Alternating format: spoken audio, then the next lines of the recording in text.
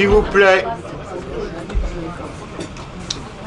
Donc, ce soir, on a la joie de recevoir Madame Mur-Némé, professeure à Beyrouth, qui va nous parler de la stratégie de l'islamisme. Et tout à l'heure, je vous conseillerai, après les questions, de vous faire dédicacer son livre, qui, peu de volume, mais beaucoup d'enseignements. Autrefois, j'étais très intrigué par votre livre sur Mohammed II impose le schisme orthodoxe. C'est un clin d'œil de l'histoire. Hier, la Turquie, qui est en train de nous manœuvrer, a fêté avec pompe la prise de Constantinople. Bon, je vous demande de goûter. Tout est enregistré. Et depuis, Constantinople s'appelle Istanbul. Lors du printemps arabe, à chaud, avec quelques amis, on avait fait une conférence de géopolitique pour tirer les premières leçons du printemps arabe. Et ma conclusion était de dire en fait que le printemps arabe, c'était le printemps turc. Menace mortelle pour l'Europe. Pourquoi un scepte chrétien s'intéresse-t-il à l'islam? Est-ce par goût du dialogue interreligieux? Certainement pas. Avec l'islam, on peut éventuellement avoir un dialogue culturel, comme le rappelait Benoît XVI. Pas un dialogue religieux. Il faut être très clair là-dessus. Mais il est bon aussi de se rappeler que Pierre le Vénérable, abbé de Cluny, au Moyen-Âge, avait fait traduire le Coran en latin, afin de prémunir l'Europe contre le danger mortel de cette pseudo-religion. Alors nous, gouvernants actuels, qui essayent de manœuvrer l'opinion publique, les gens, les braves gens, ou les citoyens, comme on veut, qui n'ont pas de formation, vont distinguer et nous seriner qu'il y a un bon islam et un mauvais islam, un islam modéré et un islam radical. Alors c'est vrai que certains radicaux sont des psychopathes. Mais revenons au Coran, aux hadiths, à la Sunna et aux autres textes. Et regardons la vie de leurs prophètes. Voir comment, à Médine, il a instauré un État totalitaire. Et ça, qu'on le veuille ou non. Alors bien sûr, vous aurez des Malek Chebel, des Tariq Ramadan et d'autres gens. Tariq Oubrou. Oui. Bon, écoutez, c'est enregistré, je vous demande de vous taire. Tariq Oubrou. Et sur Internet, vous avez le dialogue de cet imam très subtil et malin avec un prêtre, même tradit, et de voir comment des gens non prévenus peuvent tomber dans le piège. Or, c'est un devoir, si on aime notre pays et notre religion, notre culture, c'est de voir qu'est-ce qui nous menace. Ça va être l'espace de 25 ans. Et il suffit de lire certains textes de musulmans qui prévoient l'islamisation par différents moyens de l'Europe, avec la complicité de nos soi-disant amis américains. Ça a commencé au Kosovo et ça continue dans la banlieue parisienne.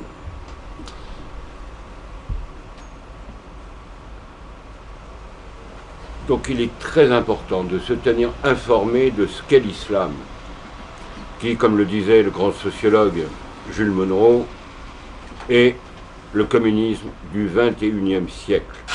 Alors qu'il peut être instrumentalisé par différentes puissances, ça peu importe. Les résultats sont là. Je pense que j'ai assez parlé. À vous, chère madame.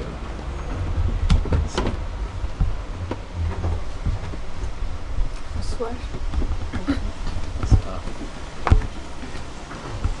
Le Coran dit, vous avez vraiment dans l'apôtre d'Allah un bon exemple à suivre. Ça veut dire que chaque musulman est censé imiter Mahomet. Mahomet, qu'est-ce qu'il a fait? Bon, l'évangile aussi nous dit qu'il faut imiter Jésus-Christ. Mais la question c'est, bon, est-ce que Jésus-Christ a épousé une fille de 6 ans et il a eu des relations avec elle à 9? Non. Donc on peut l'imiter en ne faisant pas ça. Est-ce que Jésus-Christ a fait du mal? Est-ce qu'il a rendu le bien? Sur ce plan, on peut l'imiter aussi. Mahomet, on va voir ce qu'il a fait. Et parce que le Coran dit d'imiter Mahomet, les islamistes cherchent à imiter Mahomet pour plaire à Allah. Ils l'imitent dans la façon de tailler leur barbe et leur moustache. Vous avez remarqué, ils ont des barbes touffues et des moustaches presque rasées. Ils l'imitent dans leur façon de s'habiller. Vous en voyez parfois qui sont en chemise de nuit. Ils l'imitent dans la façon de commencer leur discours. Par exemple, à la mosquée, ils commencent toujours par Amma Ba'dou, c'est-à-dire ceci dit. Systématiquement, ils commencent comme ça parce que Mahomet commençait tous ses discours par Amma Ba'dou. Et plus encore, ils l'ont imité dans sa façon de faire la guerre. Il serait impossible en une heure de prouver combien la stratégie des califes était copiée sur celle de Mahomet et combien leur conquête imitait les siennes. Baghdadi, le calife de Daesh, ne fait pas exception. Tous les califes ont imité Mahomet. Ils ont envahi de la même façon, ils ont traité les chrétiens et les non-chrétiens de la même façon que Mahomet. Daesh s'est plusieurs fois d'ailleurs réclamé du massacre des Juifs de Koraïza, un massacre perpétré par Mahomet, pour justifier ses propres massacres. Pour comprendre la stratégie suivie par les islamistes aujourd'hui, il suffit donc d'examiner la stratégie de Mahomet, parce qu'il la copie. La stratégie de Mahomet était différente selon qu'il était fort ou selon qu'il était faible. Quand il était en position de faiblesse à la Mecque, les versets qui descendaient du Coran disaient qu'il fallait pardonner. Vous aviez par exemple un verset qui disait patienter et pardonner, voilà des choses qui prouvent du courage. C'est vrai ça. Nous tous, nous savons que patienter et pardonner quand on est insulté, ça prouve du courage. Et les musulmans souvent essayaient de pratiquer ça au début. Mais en fait, ils n'avaient pas vraiment le choix. Mahomet était un petit prédicateur, obscur à la Mecque. Ils étaient persécutés. Et Mahomet avait même été obligé d'envoyer ces musulmans se réfugier en Éthiopie pour qu'ils ne disparaissent pas. Lui-même était en sécurité à la Mecque parce que son oncle, Abu Talib, était chef de clan. Et il le protégeait. Donc tant que les musulmans furent en position de faiblesse, le Dieu de Mahomet, nous appellerons ce Dieu Allah, il est en français, non pas Allah, c'est le même nom en arabe pour les deux, mais pour le distinguer quand nous parlons français, nous disons Allah, et ce n'est pas ce que font les trois compères, Tariq Obrou, Tariq Ramadan et Dalil Boubacar, ils disent Dieu justement pour identifier un autre Dieu et pour dire que c'est le même. Maintenant, je vais vous raconter une chose qui est arrivée quand j'étais avec des jeunes. Et l'un d'eux me parle des religions célestes. Je lui ai dit quoi? Il m'a dit les religions célestes. Je lui ai dit quoi? J'ai répété, il a compris, il a dit. Je lui ai dit, tu veux parler du christianisme, du judaïsme, de l'islam? Il m'a dit oui. Je lui ai dit, bon, le judaïsme et le christianisme, c'est la même religion. Juste le christianisme accomplit l'Ancien Testament. L'islam, Mahomet dit, et couchez avec autant de femmes que vous voulez, 2 et 3 et 4, et autant que vos mains droites peuvent posséder, c'est-à-dire les esclaves. Et le Christ dit, et celui qui regarde une femme avec convoitise a commis l'adultère avec elle. Alors, soit celle-ci est céleste, soit celle-là est céleste, mais elles ne peuvent pas être la même chose toutes les deux. Donc ça c'est juste pour définir le mot Dieu ou Allah, pour dire qu'en arabe c'est le même mot, le même nom, mais qu'on ne peut pas le traduire de la même façon, il faut bien faire une distinction. On peut bien traduire le nom du Dieu des chrétiens en français parce que c'est le même, mais on ne peut pas traduire celui des musulmans parce que ces commandements ne sont pas les mêmes du tout. Et tant que Mahomet parlait de non-violence, il avait à peine 100 disciples, c'est pas beaucoup. Tout changea quand les tribus de brigands de Médine passèrent à l'islam. Bon, ça, c'est pas quelque chose de très raconté, c'est pourtant dans le hadith. Il y avait à Médine, d'abord, il faut savoir que Médine, qui s'appelait à l'époque Yathrib, était une oasis, et toujours une oasis, sur la route des caravanes. Et il y avait des bandes de brigands qui s'étaient installées là-bas et qui détroussaient les voyageurs. Et quelquefois, ils volaient des personnes. Ils ne volaient pas seulement leurs biens, ils volaient aussi des personnes et ils allaient les vendre sur le marché aux esclaves. Un jour, Mahomet a fait connaissance avec un de ces voleurs, de la tribu de voleurs de Gifar. Il l'a converti. Et le voleur qui s'appelait Abu Dar a converti sa famille, sa tribu entière. Et la tribu également a converti d'autres tribus, les Aslam et d'autres, les Mouzaïna. Il y a eu plusieurs tribus qui se sont converties. Et depuis ce moment, la stratégie de Mahomet a changé. Tant qu'il était faible, donc, il pratiquait l'amour des ennemis, le pardon, etc. Quand il est devenu fort, les versets du Coran ont commencé à changer. Donc, dès le moment où des Médinois sont venus à la Mecque pour prêcher allégeance, pour jurer allégeance à Mahomet, des versets sont descendus pour autoriser la vengeance. Ça, ce fut le premier pas. Le deuxième pas fut des versets qui descendirent pour rendre obligatoire la lutte armée, le djihad. Maintenant, ne laissez pas Tariq Ramadan, Tariq Obrou et Dalil Boubacar, les trois imposteurs, ne les laissez pas vous tromper en vous disant que le principal djihad est le djihad de nafs ou le djihad de l'âme. C'est faux. Le Coran et les deux principaux recueils de hadiths, les seuls qui sont vraiment accrédités, qui sont juste au-dessous du Coran, le Sahih Bukhari et Sahih Muslim, dans ces trois livres qui sont les plus sacrés chez les sunnites et en grande partie chez les chiites, il y a une grande partie du Muslim et du Bukhari qui est acceptée par les chiites. Ces livres ne contiennent jamais aucun endroit qui ne dit pas que le djihad ne doit pas être armé. Le djihad est armé. Donc quand ils vous parlent de djihad al-nafs, etc., ils sont en train de contredire le Coran. Et il y a d'autres endroits où ils disent que le Coran est sacro-saint, il est au-dessus de tout. Donc ils jouent double jeu. Moi je prépare un livre justement à ce sujet pour démasquer tous les endroits où ces trois larrons, j'hésite entre le titre les trois larrons, les trois compères, les trois, ce que vous voulez, je ne sais pas, les trois disons, ces trois-là, pour démontrer un peu combien ils mentent aux gens, juste en les citant, simplement. En tout cas, il faut être sûr que le djihad, c'est armé. Le djihad, c'est tuer et être tué dans la voie d'Allah. Faire le djihad dans la voie d'Allah, c'est faire la guerre pour convertir les mécréants, soit en les tuant, soit en les convertissant, soit alors, s'ils sont chrétiens ou juifs ou zoroastriens, on leur impose quelque chose qui s'appelle la jizya. Et qu'on ne vous dise pas que la jizya, qui est une amende, le mot jizya en arabe vient du mot jaza, qui veut dire amende.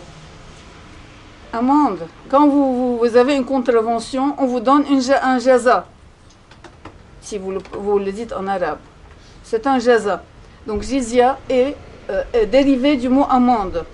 Donc si vous êtes chrétien en islam, vous payez une amende. On va vous dire que en échange, les musulmans payent la zakat. Ce n'est pas vrai. Le mot zakat veut dire purification. Entre l'amende et la purification, c'est pas pareil. La jizya doit être payée par tout le monde, même quel que soit leur degré de pauvreté. Ils doivent payer 4 pièces d'or par an et par mâle de 12 ans et plus. Ce qui fait que certaines familles deviennent très pauvres. D'ailleurs, puisque nous avons la chance d'avoir un représentant de l'église égyptienne copte, un des chefs de cette église en Europe, nous pouvons citer les Égyptiens. Pourquoi est-ce que les chrétiens d'Égypte sont pauvres? Parce qu'ils ont pendant des siècles payé cette jizya, préférant payer la jizya plutôt que de perdre leur religion. Ça, c'est la caractéristique principale des chrétiens d'Égypte. Entre parenthèses, le mot copte veut dire égyptien. Et donc ça, c'est le traitement infligé aux dhimmi. Ils appellent ça les dhimmi, ceux auxquels on fait payer la jizya, et on leur inflige d'autres traitements. Par exemple, ils n'ont pas le droit de marcher au milieu de la route ni à droite. Mahomet, dans le hadith, dit si vous rencontrez un dhimmi, vous l'obligez à marcher dans le coin gauche de la route. D'ailleurs, au Liban, autrefois, on appelait les chrétiens Sham al-Sadi, ceux qui vont à gauche. On leur impose, par exemple, il est interdit que les édifices où vivent les chrétiens ou les juifs soient aussi hauts que ceux des musulmans. Ils n'ont pas le droit de s'habiller de la même façon. Ils sont obligés d'avoir des signes distinctifs vestimentaires. On vous dit que Hitler a imposé l'étoile jaune aux juifs, mais alors là, vraiment, c'était très gentil ce que Hitler a fait par rapport à ce qu'on imposait aux chrétiens et aux juifs dans le monde musulman. Et je vous donne un exemple. Quand le calife Hakem, c'est celui qui a détruit la basilique du Saint-Sépulcre et qui a ainsi causé les croisades, le calife Hakem avait décrété que les chrétiens et les juifs, que le signe distinctif serait un objet accroché au cou et qui ferait un certain nombre de kilos. 5, 6 kilos, 12 kilos. Donc les chrétiens devaient porter une croix, les juifs devaient porter un objet qui avait une autre forme.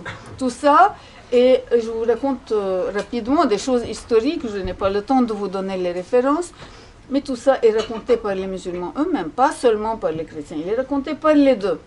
Par exemple, l'histoire de ce dont je parle, qui s'appelle un riyad, vous le trouvez chez le principal historien égyptien, Makrizi, et chez beaucoup d'autres.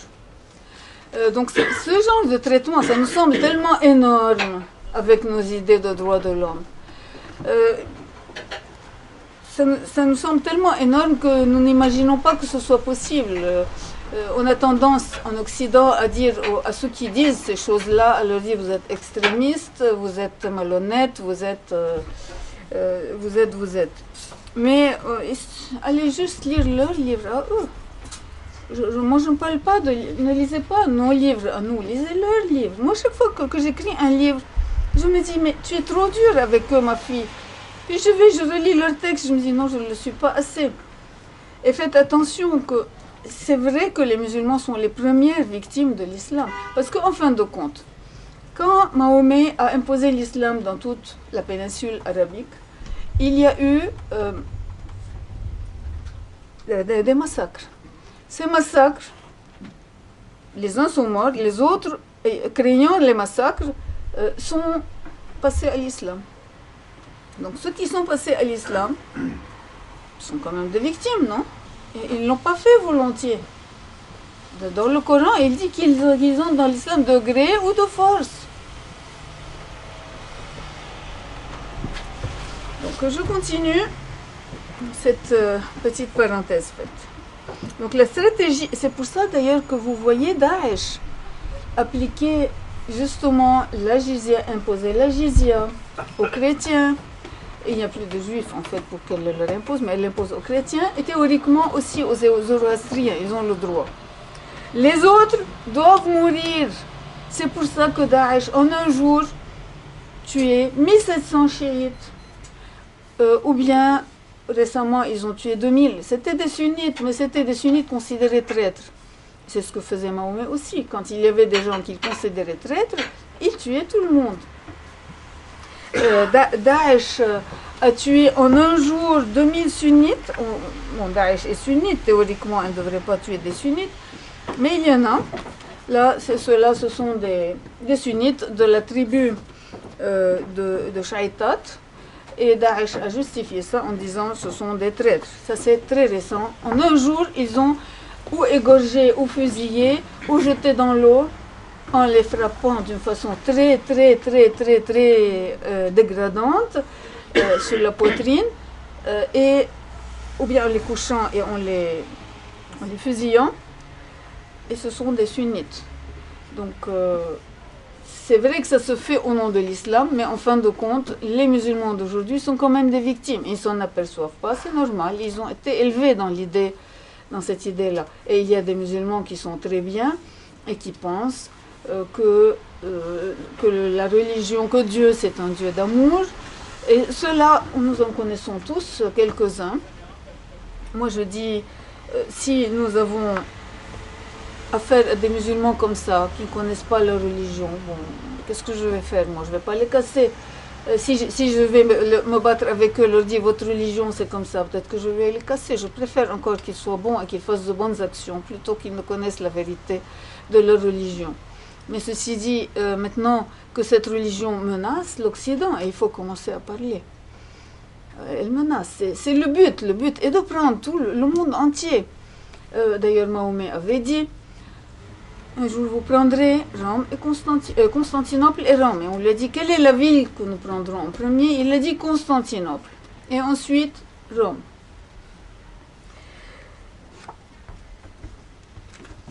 Donc, Mahomet a émigré à Médine en 622. Dès ce moment, les choses ont changé. Le Coran a changé, les sourates du Coran ont changé. Avant, les sourates mécoises, donc il y avait beaucoup de poésie dedans. Il y avait des choses peut-être qui ne vous plairont pas, par exemple les versets qui disent qu'il est possible de coucher avec les esclaves, qu'il est possible de multiplier les femmes. Les versets qui disent qu'un homme est chaste s'il garde son sexe, excepté avec ses épouses, c'est-à-dire plusieurs, et ce que sa main droite possède, les esclaves. Imaginez ce mot dégradant pour les esclaves, ce que sa main droite possède, ce que sa main a acheté. Comme si c'était possible. Il y a même des versets de la période médinoise qui parlent de l'esclave en le ravilissant, en disant est-ce qu'ils sont égaux? Est-ce que celui qui a et qui peut faire des aumônes, est-ce qu'aux yeux d'Allah, il est égal à celui qui ne se possède pas lui-même? Et évidemment, la réponse, il la pose sous forme de question, parce que ça veut dire qu'on sait quelle est la réponse. D'ailleurs, dans la vie de Mahomet aussi, on le sait aussi. Et ça, c'est donc la période du Coran médinois. Mais à la Mecque, du Coran mécois, et à Médine, les choses sont devenues à changer. Il a commencé donc à pratiquer la stratégie du terrorisme. La stratégie du terrorisme que vous voyez aujourd'hui Daesh pratiquer a été pratiquée par Mahomet quand il était à Médine. Je vous donne un exemple. Le premier sang versé par l'islam a été dans le sanctuaire païen de Nakhla, où était adorée la déesse Uzza. Mahomet a envoyé pendant le mois sacré, parce qu'il avait commencé à détrousser les caravanes. Donc les Mécois ont évité les routes, excepté durant les mois sacrés. Il y avait chez les Arabes, il y a encore 4 mois sacrés durant lesquels on ne se bat pas. Et le mois le plus sacré de ces mois est le mois de Rajab. Et si vous avez remarqué que Erdogan s'appelle Recep Tayyip, ça veut dire le bon mois de Rajab. Pendant le mois de Rajab, on appelait ça le mois de l'enlèvement du fer. Pendant ce mois, on se débarrassait de tout ce qui pouvait faire du mal. Et, paraît-il, un homme pouvait voir son ennemi endormi, pouvait voir l'homme qui avait tué son père endormi, il ne le frappait même pas avec un bâton venu du temple. Ça, c'était le mois de Rajab. Donc, les Mecquois étaient sortis faire leur commerce et leur dévotion durant ce mois sacré. Entre autres, il y avait des Mecquois qui étaient allés au pèlerinage de Nakhla. Et c'était juste avant la fin du mois, Mahomet envoie une troupe et il dit au chef de la troupe, n'oblige personne à se battre. Il leur donne des armes. Déjà, durant le mois de Rajab, personne n'est censé avoir des armes chez eux. Ensuite, il lui dit, ne les oblige pas à se battre. Ça veut dire qu'il est possible de se battre. Ils arrivent là-bas, ils tuent un des marchands et ils les dévalisent. Ce fut le premier sang versé par l'islam. Aujourd'hui, comment on appellerait ça? Aujourd'hui, on a des bombes, aujourd'hui, on a des fusils.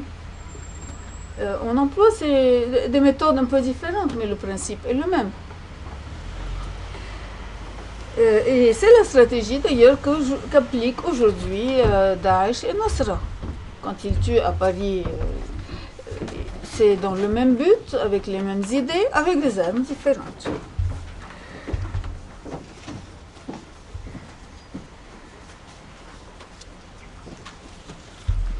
À un moment donné, les Mecquois se sont rassemblés contre Mahomet, ils ont décidé d'en finir, et ils se sont réunis dans un endroit qui s'appelait Badr, où il y avait des puits. Mahomet les a rencontrés là-bas, il a bouché tous les puits, et il a ouvert un bassin où il a mis de l'eau pour lui, pour ses hommes, et pour ses animaux, leurs animaux.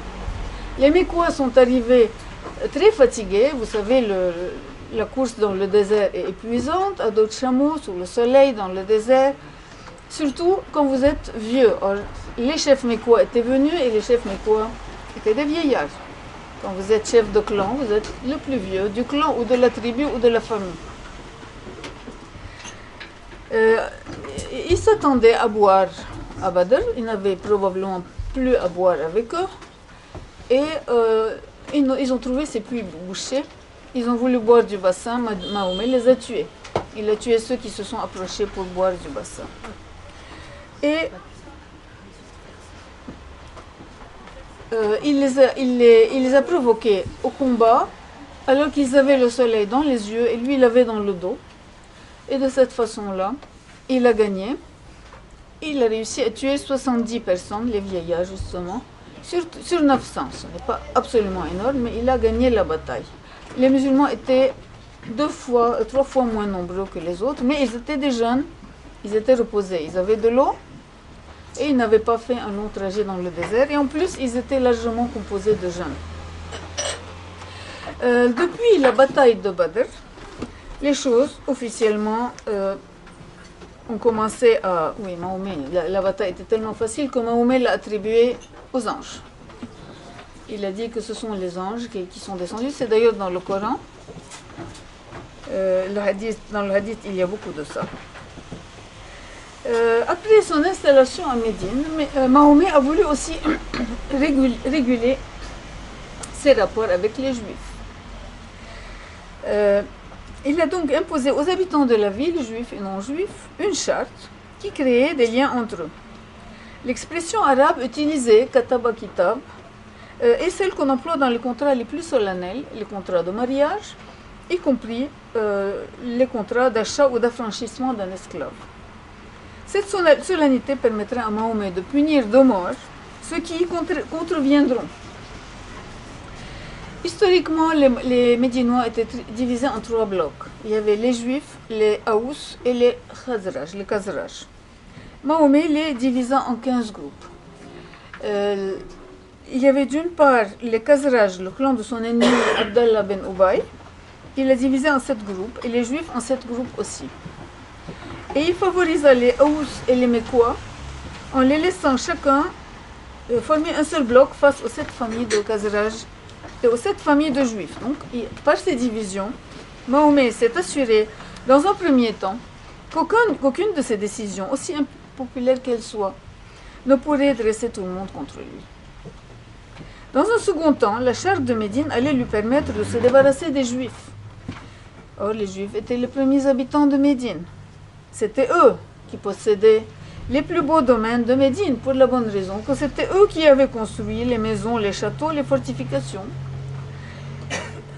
C'était eux et pas les bandits. Les bandits ne construisent pas, les bandits détroussaient les voyageurs. Et les Juifs avaient planté des jardins et des palmeraies magnifiques. La tribu la plus pauvre des Juifs de Médine fabriquait des armes. C'est la tribu de Kainouka, des armes de qualité. Donc Mahomet a commencé par attaquer cette tribu avec l'idée de prendre ses armes et de vendre ses femmes et ses enfants et de prendre ses biens, et ça lui permettait de s'enrichir. Et plus il s'enrichissait, plus il pouvait attirer des moudjahidines. Parce qu'après la bataille, après avoir tué les hommes, il divisait les femmes, les enfants, etc. Il les divisait entre les moudjahidines et lui-même. Lui, il prenait le 5e et les autres prenaient le reste.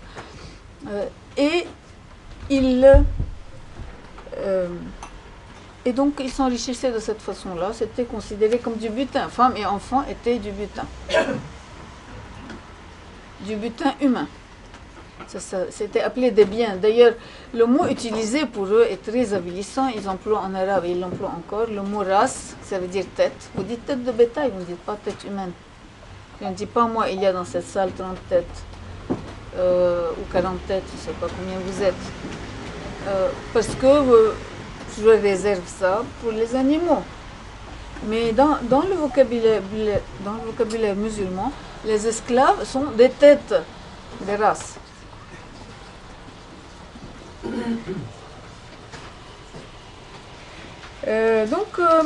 Mahomet a allé attaquer chacune des tribus juives en l'accusant d'avoir l'intention de l'attaquer. Chaque fois, c'est des crimes d'intention. Il commence par les Kainouka.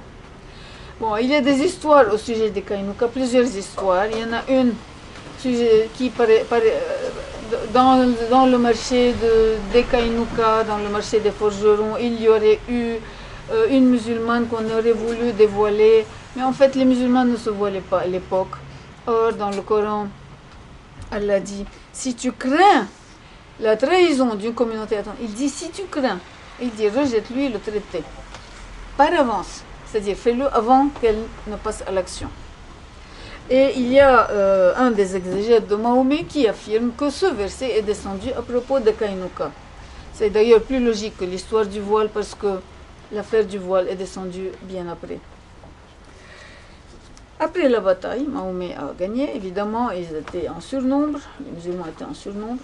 Il a gagné et il a décrété que tous les hommes seraient tués, les femmes et les enfants seraient vendus. Et les musulmans prendraient donc les biens, femmes, enfants et argent. Mais Abdallah ben Ubay arrive et il lui dit non, moi ce sont mes amis et je ne veux pas les abandonner, et je refuse. Et il a réussi à obtenir que les Kainouka ne soient pas tués. Ils ont été simplement déportés et leurs femmes et enfants n'ont pas été transformés en esclaves. La tribu suivante, Mahomet voyant que Abdallah ben Ubay pouvait réagir de cette façon-là, c'était les Nadirs, il a utilisé une stratégie différente. Avec les Nadirs étaient des cultivateurs, ils avaient de magnifiques palmeraies et des terrains cultivés, des jardins. Mahomet, cette fois, les assiège et il les chasse, il les déporte, il ne les tue pas, il ne parle pas de les tuer. Abdallah ben Ubay ben Ubay donne sa garantie, mais les Quraïza, la tribu la plus puissante et la plus riche de Médine, ça vous rappelle quelque chose, cette rivalité entre juifs comme la rivalité entre chrétiens aujourd'hui. Vous voyez l'Occident qui ne s'allie pas aux chrétiens. Il s'allie maintenant avec qui? Avec l'Arabie, contre les minorités religieuses en Orient, pardon. Et donc c'est ce qui était arrivé entre les tribus juives elles-mêmes. Les Quraïza alliés à Mahomet avaient refusé de défendre leur coreligionnaire tout en sachant que les Nadirs n'avaient rien fait. Mahomet affirme que l'ange Gabriel lui a dit qu'il voulait jeter sur lui une pierre. Je raconte dans le livre dont je vous parle, qui sortira en janvier, je raconte que c'est pas logique vu les circonstances qu'on nous raconte. Et de toute façon, est-ce que vous acceptez, vous, qu'on tue ou qu'on déporte des gens, ou qu'on leur pille tout leur bien, leur terre et tout pour un crime d'intention? Que quelqu'un qui est en... Supposez, mais mettons les choses dans une situation identique. Quelqu'un qui est en France depuis 4 ans. Ça faisait 4 ans seulement. Est-ce que si vous accepteriez qu'il vienne vous chasser de chez vous parce que il aurait eu un soupçon, parce qu'il aurait eu une révélation céleste lui disant que vous voulez le tuer? Rien que l'idée, ça nous fait rire, ça vous fait rire. En tout cas, c'est comme ça que ça s'est passé. Il a attaqué les Nadirs sur ce soupçon et il les a déportés. Il leur a permis de prendre chaque famille seulement le chargement d'un chameau par famille. Ils sont partis en chantant. Ils sont partis avec leurs instruments de musique et en chantant et en dansant pour le défier. Maintenant, après les Nadirs, restaient les Koraïza. Les Koraïza n'avaient plus personne pour les aider. C'est fini. Une fois que les 2 autres tribus étaient tombées, les 2 autres grandes tribus étaient tombées, il ne restait plus personne. Et Mahomet s'était enrichi des dépouilles des autres. Et donc il a tiré davantage de Moudjahidines, et il y en avait auxquels il payait. Il appelait ça aumône, il leur payait leurs armes, etc. Donc il en avait un nombre plus grand.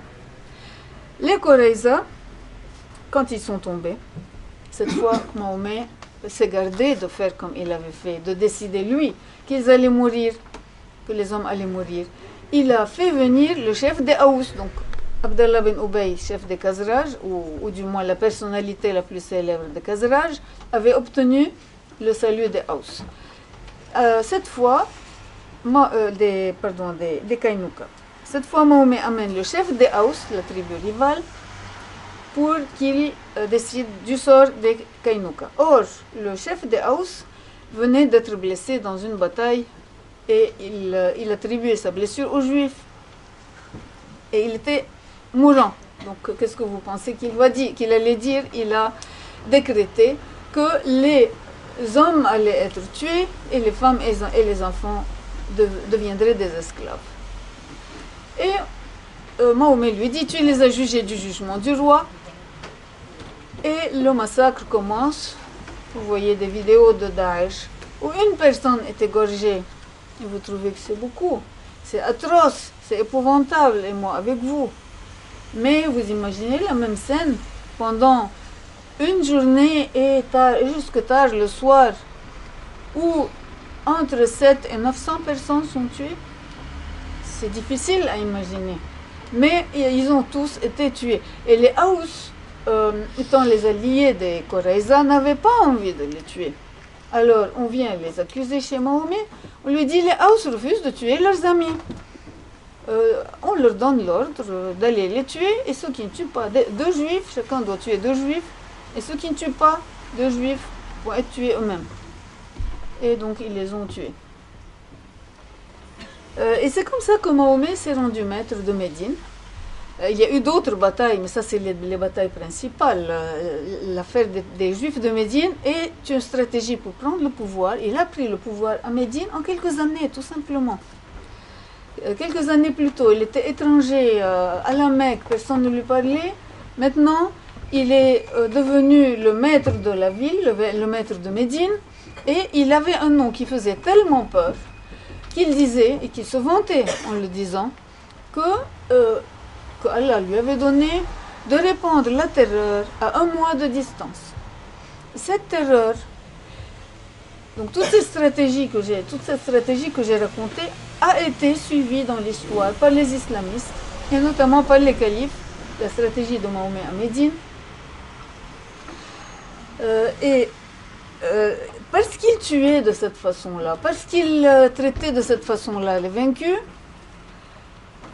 et qu'il leur imposait la jizya au cas où c'était des chrétiens ou des juifs, pour cette raison-là, les villes préféraient se rendre, ou les tribus se rendre, plutôt que de se défendre. Et c'est ainsi que Mahomet, petit à petit, devint maître de l'Arabie, et en 630, il prit la Mecque. Il faut que je raconte encore une guerre avec les Juifs qui a eu lieu. Mahomet c'était avec les Juifs, les califes c'était avec les chrétiens. mais c'est exactement les mêmes scénarios. Une guerre qui s'est passée à Khaybar. Vous entendez souvent ce mot dans les manifestations. Khaybar, Khaybar, ya Yahoud, Jaish Muhammad Sayaoud. Ça veut dire Khaybar, Khaybar aux Juifs, l'armée de Mahomet va revenir. Et c'est pour ça que l'idée, pourquoi? Parce que d'abord, Khaybar était le bastion des Juifs d'Arabie. C'était sur la route qui menait vers les régions chrétiennes de Syrie, de Palestine, de Jordanie, de Phénicie, c'est-à-dire le Liban aujourd'hui, toutes ces régions-là, et de l'Empire byzantin en général, il fallait passer par Khaybar. Mahomet aussi pouvait craindre que les Mécois n'aillent au secours des Juifs de Khaybar, donc il a fait une alliance avec eux, l'alliance, le traité de Hudaybiya, avec une clause qui disait que pendant 10 ans, les Mécois n'attaqueraient pas Mahomet, et que lui, en échange, et qu'il n'aiderait pas leurs alliés s'ils les attaquaient, et lui, en échange, il leur livrait ceux qui étaient devenus musulmans, qui étaient allés chez eux.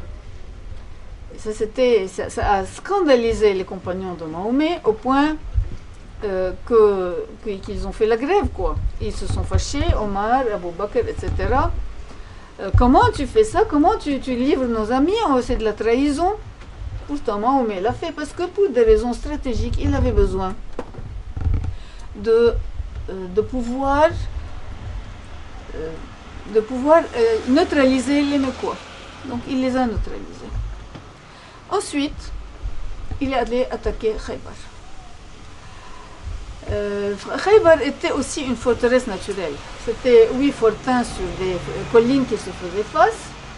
Et les Juifs de Khaybar étaient des cultivateurs qui, en un instant, quand il y avait une alerte, premièrement, ils étaient très vite avertis. Ensuite, en un instant, ils couraient, ils prenaient les armes, ils devenaient d'excellents combattants. Ils avaient des armes très sophistiquées et ils savaient très bien les utiliser. Ils tiraient beaucoup mieux que les musulmans. Entre autres, ils avaient des catapultes et jamais Mahomet jusque-là n'avait eu de catapulte. La première catapulte qu'il a possédée, il l'avait prise aux Juifs de Khaybar. Et il l'avait prise grâce à une trahison. Un Juif qui était allé trahir sa famille en disant « je vais te dire où il y a une catapulte ». Et il l'avait fait sortir et il l'avait monté et Mahomet a attaqué Khaybar avec la catapulte de Khaybar. Et la première partie des Juifs qui sont tombés ont été massacrés de la façon usuelle parce qu'ils s'étaient défendus. Ils ont été massacrés, les hommes massacrés, les femmes et les enfants vendus sur place. Il avait fait un marché.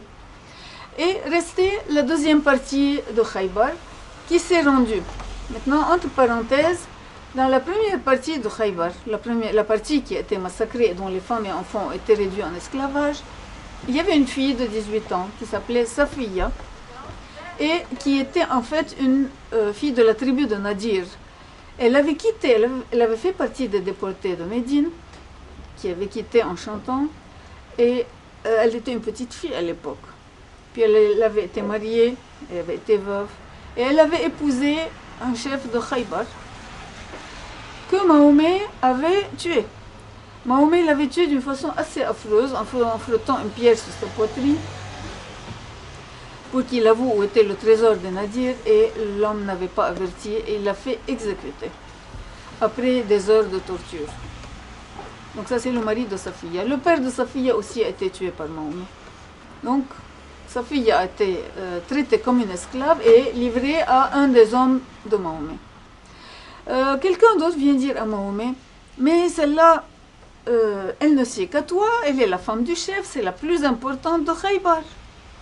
Mahomet va dire, fait venir le type, il lui dit, choisis n'importe laquelle et je te la donne, celle-là je la veux. L'autre a choisi, il n'avait pas le choix.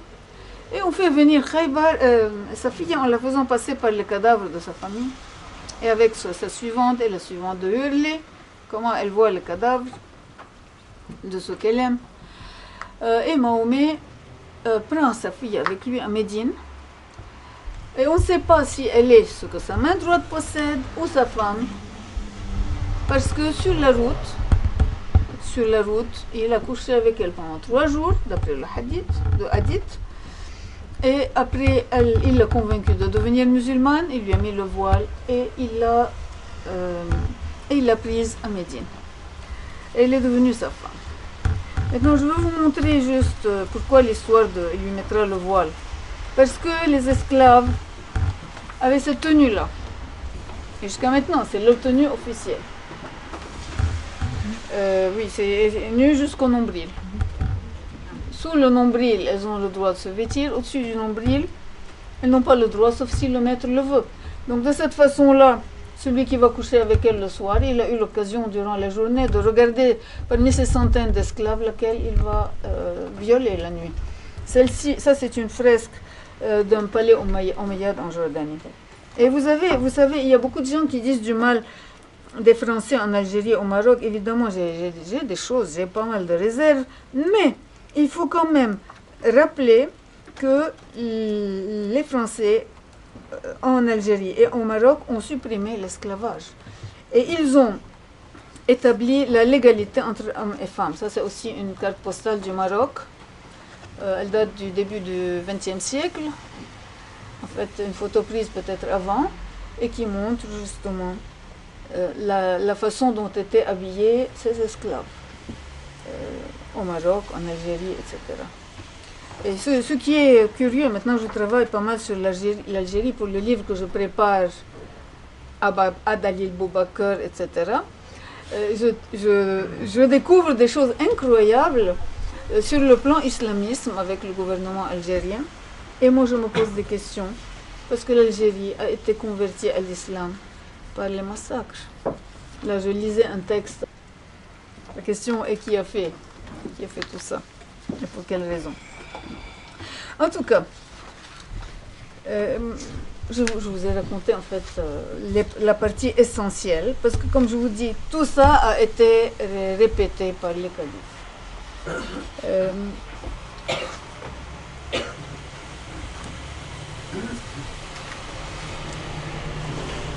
Donc en 630, Mahomet décide qu'il va violer unilatéralement le pacte qu'il avait fait avec les Mécois. Maintenant, il n'y avait plus Khaybar pour défendre les Mécois. Vous voyez la stratégie du saucisson. Au début, tous étaient forts, Mahomet était faible. En faisant des alliances avec les uns contre les autres, en attaquant toujours le plus faible et en s'alliant toujours avec le plus fort, tout en le menaçant de terrorisme, il a réussi à isoler les plus forts, il a cassé ensuite les plus forts, et de plus fort en plus fort, il est arrivé jusqu'à prendre la Mecque. Et à partir de là, il n'y a plus eu, il y a encore eu une grande bataille avec les Hawazin et avec un certain nombre de tribus qui, les pauvres, pour se donner du courage, étaient venus avec leurs femmes, leurs enfants et leurs animaux. Mahomet les a massacrés. Les hommes qui étaient là, pas ceux qui se sont enfuis, il a vendu et distribué les femmes et les enfants. Et à l'occasion, il y a une histoire triste qui est que raconte quelqu'un dans le hadith. Il s'appelle Abu Saïd, il dit que les femmes étaient mises dans un enclos, les femmes et les enfants, et à côté, il y avait un enclos où il y avait les animaux. Et ils avaient honte à l'idée qu'ils allaient coucher avec elles dans quelques semaines, une fois que se serait accompli le temps, la période d'attente pour savoir si elles étaient enceintes. Ne sachant pas quoi faire, ils ont dû aller dire à Mahomet, ils lui ont dit, mais nous hésitons à coucher avec elle, parce qu'elle leur avait dit, haram, c'est quelque chose d'inacceptable, Dieu n'accepte pas que vous couchiez avec nous, nous avons des maris. Alors Mahomet, qu'est-ce qu'il allait faire? Il allait les échanger contre des vierges ou des petites filles. Un verset descend du ciel où Allah dit, vous sont permises, vous sont interdites les femmes mariées, excepté ce que vos mains droites possèdent. Du coup, donc, ils pouvaient les violer. Et un autre verset, une autre histoire qui a l'air, qui est assez incroyable, c'est qu'une de ces femmes se trouvait être la sœur de lait de Mahomet. Alors arrivent des gens de sa tribu qui font savoir à Mahomet, qui lui disent, dans ces enclos à bétail, se trouvent tes tantes et tes sœurs, etc. de lait. Mahomet fait venir la fille en question. Il lui dit, mais comment tu peux prouver que tu es ma sœur de lait après 40-50 ans? Elle lui dit, tu m'as mordu dans le dos. Elle lui montre, la cicatrice est encore là. Effectivement, il la libère. Et même, il lui propose des esclaves.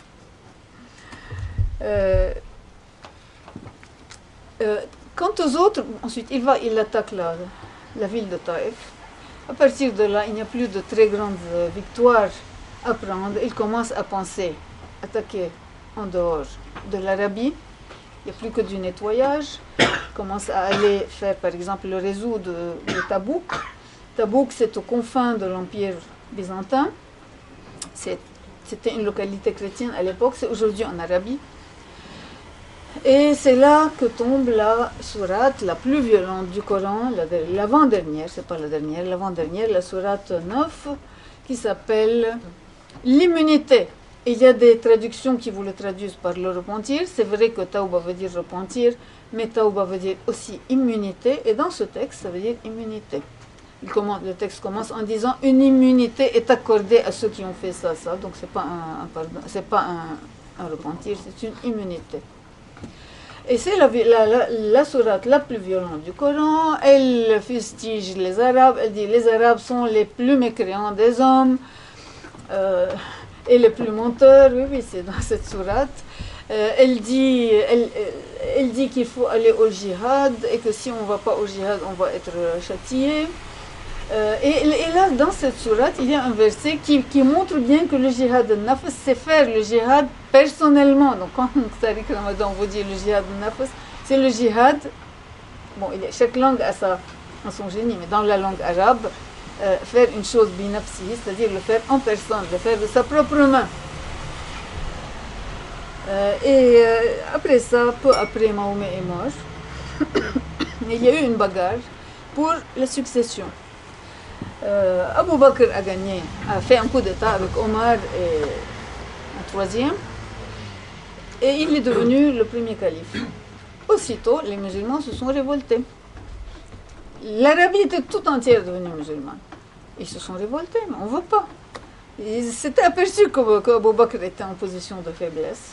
Et comme ils avaient été convertis à l'islam malgré eux, ils ont profité de l'opportunité pour revenir à leur religion d'origine, ou au moins pour refuser de payer l'impôt rituel qui est le zakat. Le zakat, faites attention, on vous dit, c'est une aumône, ce n'est pas une aumône du tout puisque c'est obligatoire.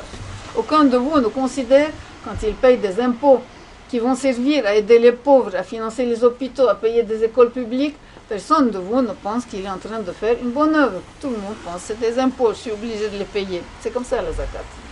Donc ils ont cessé de payer la zakat. Abu Bakr a dit, même s'il me manque un lien de corps, je vais les tuer. Et il a fait la guerre de l'apostasie ou de la ridda, qui sont un véritable génocide, qui a dépeuplé l'Arabie et qui n'a plus laissé qu'une religion, l'islam, avec quelques îlots juifs ou chrétiens, chrétiens à Najran, juifs à Khaybar. À Khaybar, ceux qui s'étaient rendus étaient restés en tant que dhimmi, soumis, et en tant que métayers sur leur propre terre. Et quelques décennies plus tard, le calife suivant, Omar ibn al-Khattab, les a également chassés. Il a déporté ce qui restait de juifs arabes à Jéricho et ce qui restait de chrétiens arabes en Syro-Phénicie, Syro-Palestine. Et il y en a parmi eux qui se trouvent probablement aujourd'hui au Liban, en Syrie, etc. Ou peut-être en France, parmi les émigrés.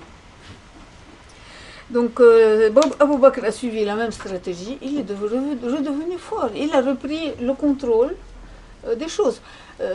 La religion chrétienne également a gagné. On ne peut pas dire que la religion chrétienne n'a pas gagné.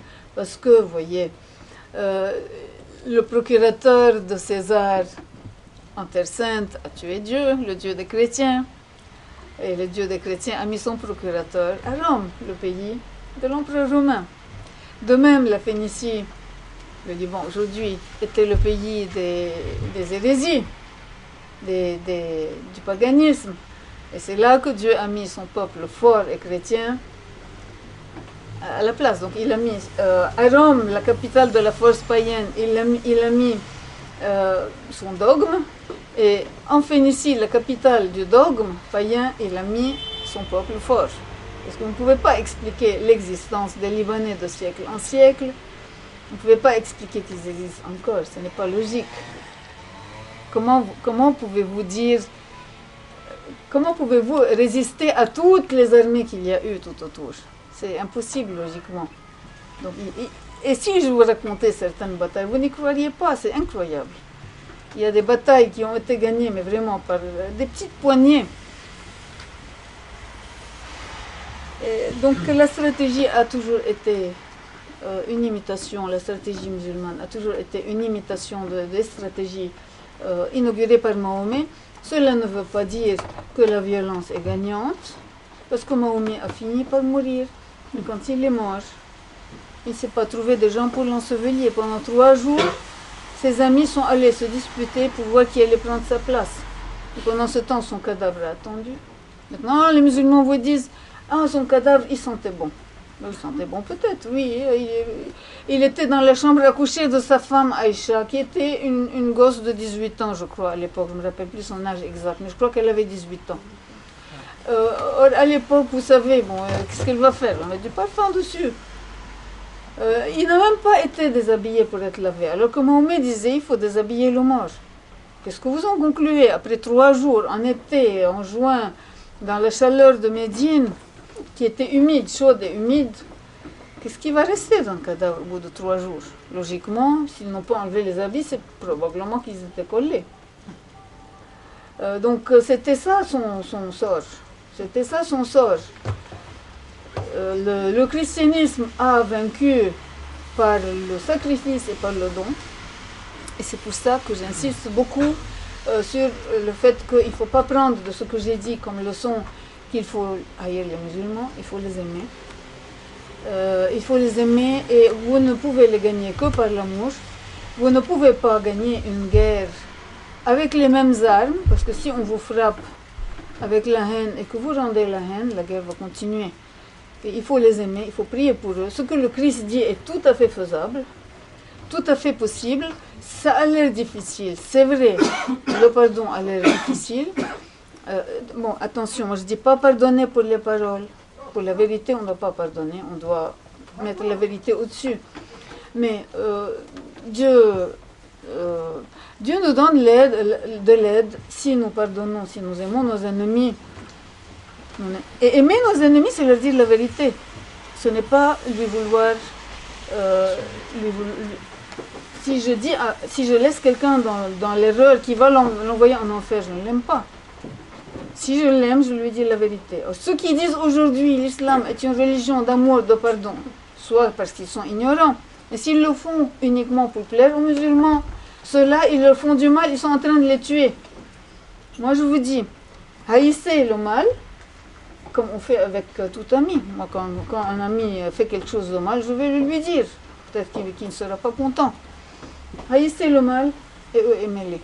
Et il y a quelques-uns d'entre vous qui ont peut-être un problème avec ça. Et je les comprends. Mais juste que les ecclésiastiques me pardonnent de parler en leur présence. Mais parfois, il est parfois difficile de pardonner parce qu'on ne supporte pas une personne. Mais ce que Dieu nous demande, le Christ ne nous demande pas de les aimer mentalement. Il nous demande de les aimer en acte. Il dit, priez pour eux, faites-leur du bien. C'est comme ça qu'on les aura aimés. Parce que nous, on ne va pas être jugés sur nos pensées. Contrairement à Mahomet qui jugeait les gens en fonction de leurs pensées et les attaquait pour des crimes d'intention. Nous n'allons pas être jugés pour nos pensées, nous allons être jugés pour nos actes. C'est ça la religion chrétienne.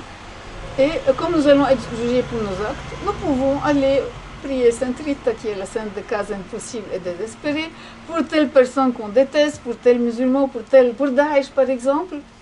Et en même temps, bon, on sent qu'on ne les aime pas, c'est vrai, mais en même temps, on a fait un acte d'amour envers eux en priant pour eux. Et que je vous raconte une anecdote d'un jeune homme qui m'a dit, dans une paroisse libanaise, il m'a dit, depuis que je prie pour Daesh, je n'ai plus peur d'eux. Et vous savez que Daesh occupe une partie du Liban. Est-ce qu'il y a quelque chose encore à dire? Oui, j'ai une question. Que pensez-vous, que faut-il penser de ces versets, controversés, y compris parmi les musulmans, qu'on appelle les versets sataniques, qui ont été décrits par Salman Rushdie? De quoi s'agit-il et que faut-il en penser? Oui, ça aussi, je réserve un chapitre dans le livre à venir. Ce sont des versets, ce n'est pas raconté dans le Sira ni dans les hadiths, mais c'est raconté par une référence très importante chez les musulmans qui est Tabari. Il paraît qu'un jour, Mahomet, qui voulait faire plaisir aux Mécois, a reçu des versets qui accréditaient les déesses mécoises. Du coup, il a rassemblé tous les Mécois et l'ange Gabriel vient, il lui crie dessus: comment tu as fait ça? Qu'est-ce que tu as fait? Et il se repent et voilà. Et leur contenu? Pas plus. Leur contenu, simplement, c'est ça. Salman Rushdie a beaucoup brodé, il a écrit beaucoup de choses qui n'avaient rien à voir avec. Il a même parlé de Khomeini dans le livre. D'ailleurs, si vous voulez l'histoire de Salman Rushdie, c'est le premier chapitre de ce livre et vous aurez tous les détails en résumé. Parce que j'ai essayé de faire un livre où je disais l'équivalent de 20 ou 30 livres, mais pour des gens qui ne lisent plus, les gens d'aujourd'hui. Donc je l'ai fait comme pour les enfants, avec beaucoup d'images, avec des gros titres qui attirent l'attention. Ça se retourne parfois contre moi. Il y a un prêtre qui ne me supporte plus depuis parce qu'il ne l'a pas lu, il a juste feuilleté. Il a décidé que j'incitais les gens à la haine. Non, vous n'avez pas l'air, non. Vous avez cité tout à l'heure que les chrétiens portaient une tenue différente des musulmans.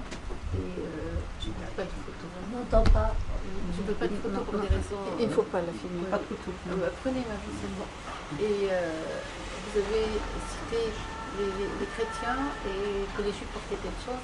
Mais je pense qu'il y a eu le pape de Omar qui est toujours en pratique, et ça a été pratiqué par Bardet lors de l'État islamique quand il mettait la lettre M sur les maisons. La lettre N qui a été tellement célèbre,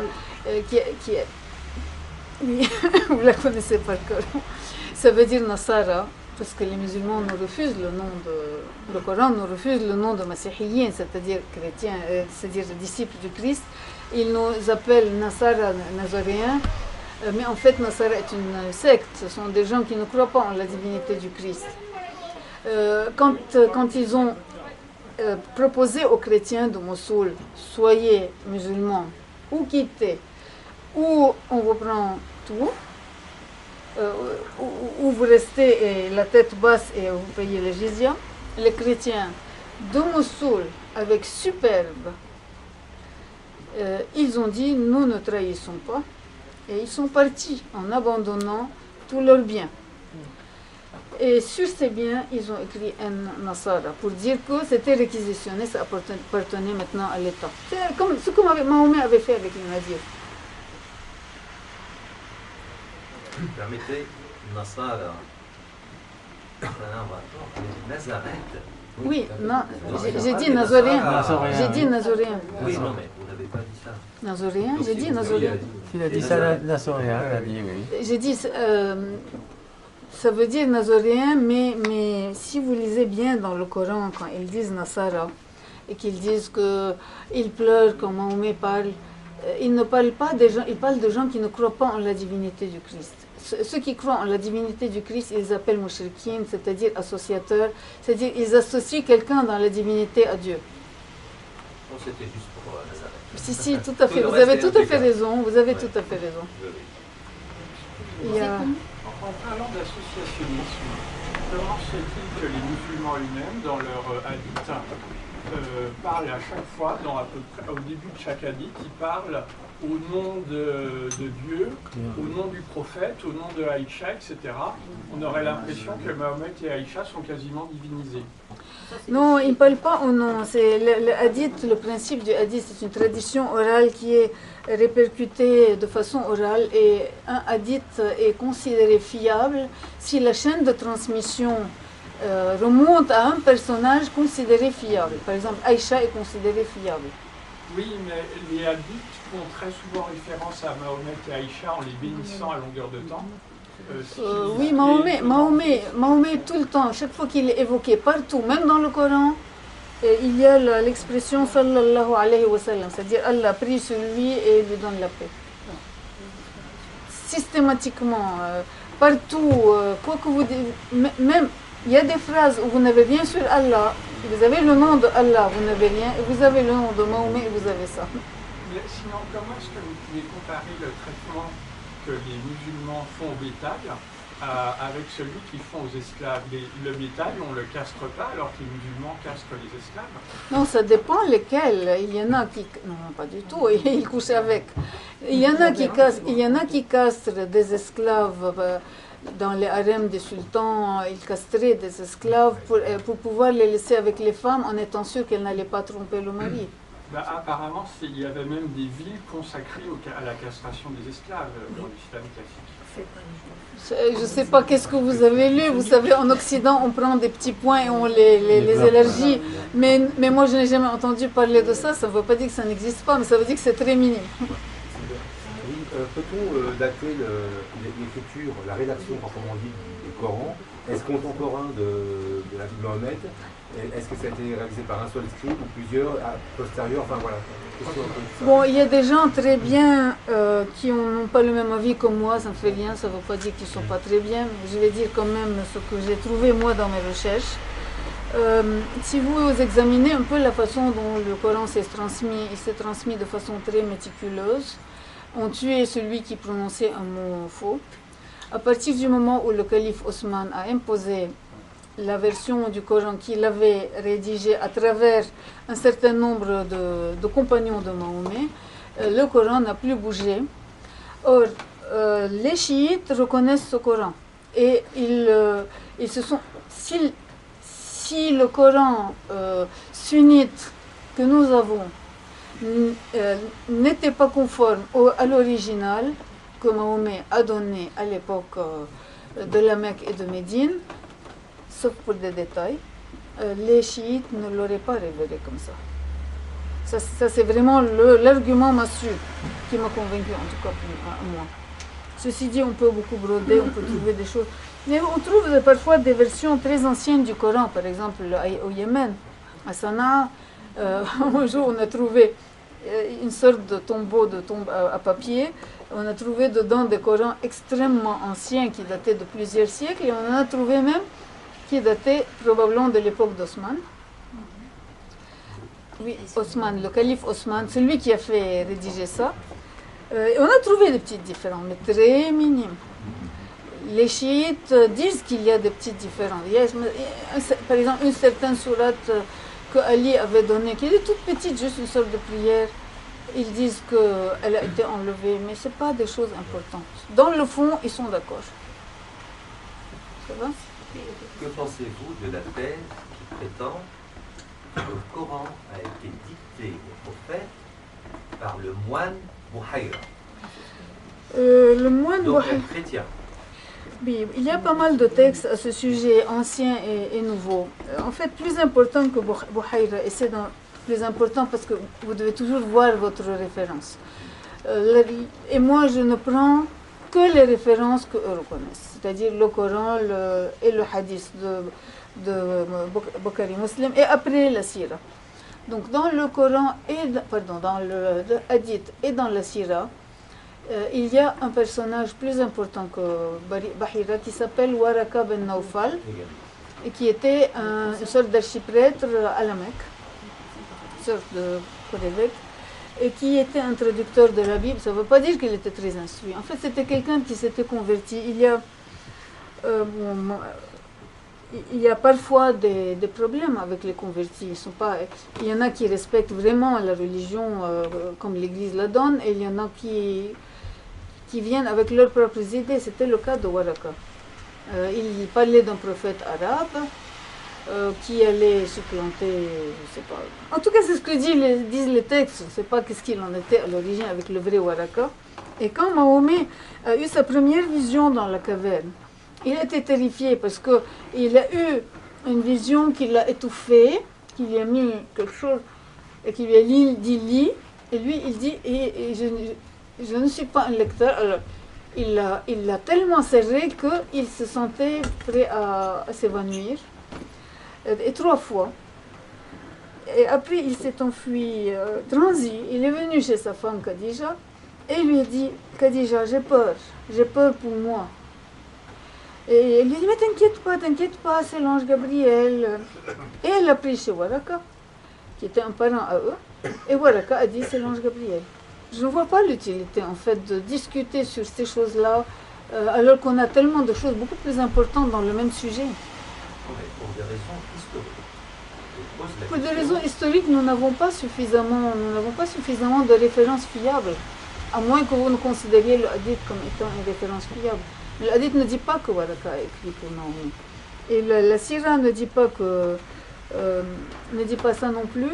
Et la Sira parle aussi, et le hadith parle aussi d'un moine, justement le moine Bahira, qui était en Syro-Palestine, près de Bosra, en Jordanie aujourd'hui, en Syrie aujourd'hui, et qui aurait dit, et moi je ne le crois pas, il aurait dit que Mahomet est le sceau des prophètes, et il l'aurait prouvé comment? Par le fait que Mahomet avait une excroissance de type verrue entre les 2 épaules.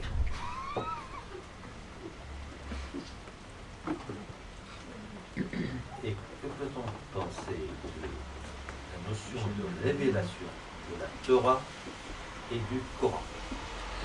La Torah c'est une chose, le Coran c'est une autre. La Torah, bon, j'ai dit tout à l'heure que c'était la même religion que les chrétiens, parce que l'Évangile le dit, tout simplement. Moi, je ne me permets pas, moi, d'inventer une religion. Le Christ, parlant de Moïse, parlant du commandement « aime ton prochain comme toi-même » et « aime Dieu, aime le Seigneur » de toutes tes forces, de toute ton âme, de tout ton esprit. Jésus dit qu'à ces 2 commandements sont accrochées toutes les lois de Moïse et des prophètes. Donc on ne peut pas interpréter la loi de Moïse et des prophètes autrement. Et c'est vrai, je suis arrivée à comprendre un peu cette interprétation parce que j'ai passé 35 ans à chercher là-dedans. Je connais à peu près par cœur l'Ancien Testament.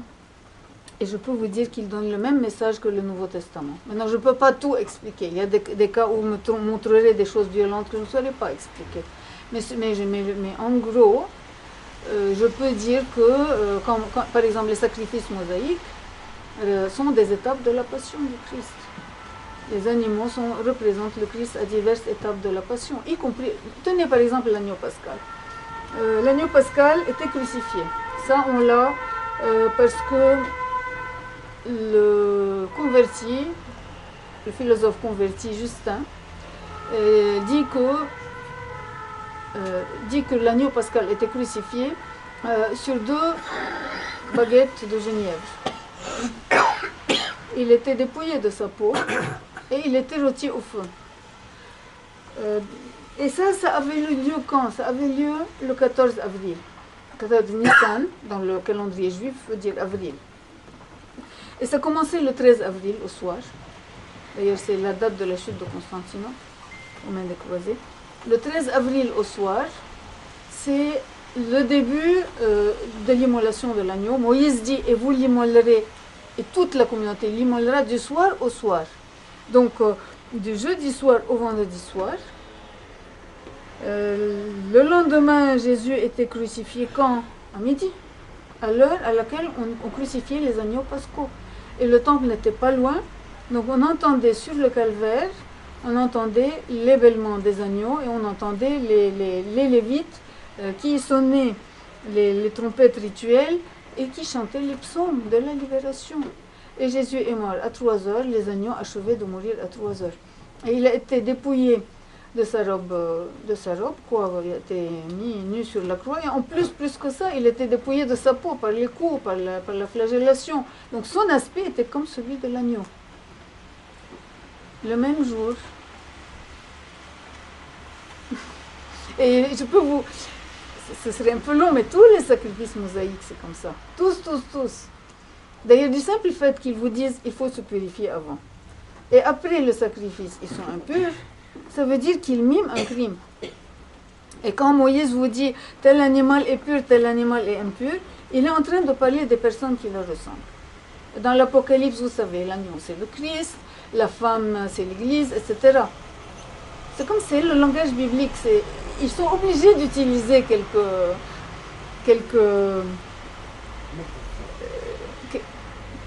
mots de code. Sinon, Moïse dit en faisant entrer le peuple en Terre Sainte, il leur dit, je sais que vous allez quitter le Seigneur, mais vous lui reviendrez à la fin des temps et dans la douleur. Mais c'est quelqu'un qui sait qu'ils vont le quitter, il va leur donner le texte tel quel, ou bien il va les chiffrer. Soyez logique, n'était pas tellement bête, Moïse. S'il vous plaît, je veux répondre au monsieur. La semaine sainte, je suis orthodoxe. La semaine sainte, on reprend les 300 références de l'Ancien Testament, de la passion du Christ, qui sont évoquées donc, dans l'Ancien Testament. Et l'Ancien Testament, donc, si vous voulez parler de la Torah en tant qu'Ancien Testament, ça a été révélé par des prophètes. Et les prophètes, il y avait des signes qu'ils étaient des prophètes, ils ont fait des miracles, ce qui n'était pas le cas de Mohammed. Oui, le Coran dit que Mahomet ne faisait pas de miracles. Hein. Oui, le Coran le dit. Fait de miracles, mais la Sira est Mecca. C'est pour ça, parce que les Juifs voulaient un miracle. Non, mais ma question, est-ce qu'en 2016, vous admettre que les religions monothéistes ont été révélées? Ça dépend lesquelles. Alors que le cosmos, tous les jours, on découvre encore qu'il est encore plus grand, encore plus vaste, le système solaire, etc. C'est ça le fond de la question. Je parle d'histoire, non pas de dogme. Ça, c'est une question de foi. Vous avez votre donc, foi, j'ai la mienne. Voilà. Et qu'est-ce qu'on fait je peux répondre par une question. Oui, allez-y. Est-ce qu'ils ont trouvé un seul endroit à part la Terre où sont réunies les conditions de la vie? Mais qu'est-ce que vous en savez, madame? Non, je demande s'ils ont découvert. Madame, Je ne dis pas il n'y a pas. On a découvert une chose, et ce qui est, on est une autre. Avant qu'on découvre, les choses existent déjà. Après, on les découvre. Excusez-moi, pour revenir au sujet, Mahomet a tout de même fait preuve d'abnégation parce qu'il y a une sourate du Coran qui raconte que le fils de Mahomet avait une épouse et que Mahomet, pour permettre aux croyants, pour montrer aux croyants que c'était licite, a épousé l'épouse de son fils après l'avoir fait divorcer. Son fils adoptif. Ah oui, il n'avait pas pour l'adoption. Il a fait ça pour que les croyants en Allah sachent qu'ils pouvaient le faire, qu'ils avaient le droit de le faire. C'est à partir de là, à partir de là, l'adoption a été interdite en islam. Ça a été remplacé par les sanctités rassasiantes pour les adultes. Ah ça, ils ne connaissent pas. Oui. Ils sont encore innocents, il ne faut pas le dire. Donc c'est très très important. Comment est-ce que vous comprenez que Mahomet, que vous décrivez comme un chef de guerre, avisé, ait eu le besoin de créer une religion et d'avoir un certain ascendant quand même? Mahomet ne pensait pas créer une religion, il se voulait prophète judéo-chrétien. Et il voulait être accepté comme tel par les chrétiens et les juifs. Mais évidemment, vous savez, même si le Coran contient beaucoup de textes de l'Ancien Testament, mais ce n'est pas des vrais textes. Moi, je peux vous montrer la différence. Par exemple, l'Abraham de l'Ancien Testament, l'Abraham des chrétiens et des juifs discute avec Dieu pour sauver ses ennemis. L'Abraham de Mahomet dit, il se soumet, d'accord. Un autre exemple, la Vierge, Marie du Coran. La Marie du Coran, bon, notre Marie à nous, l'ange lui apparaît en lui disant salut, réjouis-toi, comblé de grâce. Le Seigneur est avec toi. Alors que la Marie du Coran, il lui dit à genoux, prosterne-toi à genoux. Notre Dieu ne traite pas les gens comme ça. Ensuite, nous oui, déjà la religion qui vous oblige à vous prosterner, obligé. Et si on ne vous prosterne pas, on vous tue. Non, mais il a donc voulu faire une espèce de synthèse de ce qu'il comprenait de la religion juive. Il a voulu se faire admettre comme prophète judéo-chrétien. C'est lui qui l'a voulu et eux ne l'ont pas voulu. Bien sûr. C'était un système politique qui est devenu une religion après, mais c'était plutôt un système politique. Mais Il n'est au pas dans début- l'idée forcément de faire une religion. Non, au début, quand on regarde le hadith, comme je vous dis, je me base moi sur les textes. Que ce soit Moïse, que ce soit Mahomet, je me base sur les textes. Dans les textes, ils ne vous disent pas. Ils ne vous disent pas qu'il avait fait la guerre avant. La religion est venue avant. Non, il a voulu faire la guerre après. Vous savez, je vous donne un exemple. Il est allé à Taïf. Je vous ai dit tout à l'heure qu'il avait combattu Taïf. Il est allé à Taïf et il leur a, après la mort d'Abu Talib qui le protégeait, Mahomet est allé à Taïf et il leur a dit moi je vous offre mes musulmans pour vous aider et vous me reconnaissez comme prophète et on vous aide contre les Mécois. Ce qu'on appelle une trahison. Il y a quelque chose que j'ai oublié de vous raconter quand je vous ai parlé de Hawazin. J'ai oublié de vous parler du bakshish. C'était une des méthodes essentielles de la stratégie de Mahomet. Il utilisait le bakshish très généreusement et pour s'acquérir les gens de la Mecque qui venaient de devenir musulmans malgré eux, il leur a donné des bakshish de 100, 200, 300 chameaux. Je ne sais pas si vous imaginez ce que ça représente. Aujourd'hui, ce serait immense. Que serait-ce à l'époque? Votre travail, finalement, est un travail exégète, d'historienne ou de croyante, finalement.